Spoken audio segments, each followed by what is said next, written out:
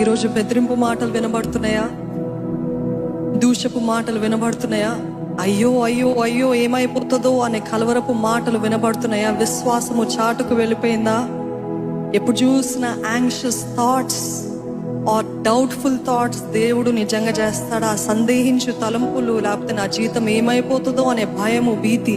ఈరోజు దేవుడు అంటున్నాడు, ఇదిగో దినమెల్లా నా నామము దూషించబడుతుంది. ఎలాగ దూషిస్తున్నామో మనము తెలియకుండా, ఎప్పుడైతే మనము దేవుని బలముని మనము సందేహిస్తామో, వీఆర్ ఇన్సల్టింగ్ గాడ్స్ పవర్. ఎప్పుడైతే దేవుడు ఇది చేస్తాడా అని అన్ననక్కర్లేదండి. నా సమస్య దేవుడు, నా సమస్య గొప్ప ఉంది, నా సమస్య ఇది అని దాన్ని ఎప్పుడు ఎక్కువగా చింతిస్తూ ఉన్నట్లయితే మీ చింతనే మీ దేవుడు అవుతుంది. ఆ రీతి మనం దూషిస్తాం. The more you worry the more you insult God.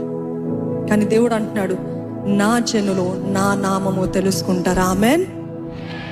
ఆయన నామము బలమైన నామము, విడుదల ఇచ్చే నామము, స్వస్థతనిచ్చే నామము, జయమునిచ్చే నామము. ఆ నామము, నా యేసు నామము ధ్వజముగా ఎత్తుకుందామా? నా యేసయ్య నాకుండగా నాకు ఏ భయము లేదు. నా రూపించబడిన ఏ ఆయుధము నిశ్చయముగా వర్ధిల్లదు కాక నాశనమైపోతుంది యేసు నామములో. ఆమేన్. మనమందరం ఆయన నామము తెలుసుకుంటూ, నా నామం, ఆయన నామము, యేసు నామం అన్ని నామముల కంటే పైనామము, రాజుల కంటే పైనామము, రాజులకు రాజు, ప్రభులకు ప్రభువు.